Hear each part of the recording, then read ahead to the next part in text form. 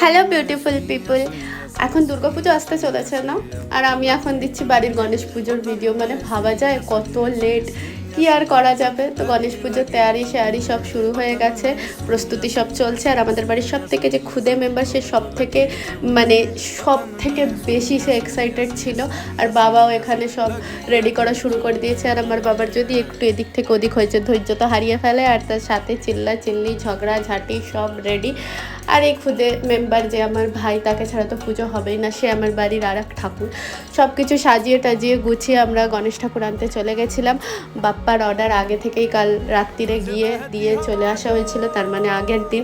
আর এখানে খুব সুন্দর সুন্দর প্রতিমা রয়েছে, যেমন আমাদের ওখানে কুমারটুলি, সেরকম বলতে পারে এখানে ধুলপেট। যাই হোক, বাপ্পাকে নিয়ে চলে আসা হয়েছে আর এখানে রাখা হবে। তারপর গণেশ পুজো কী করে হয়েছে কি না, তারপরে পরে কি কি ভোগ লাগানো হয়েছে কি না, সব পরের ভিডিওতে আসছে।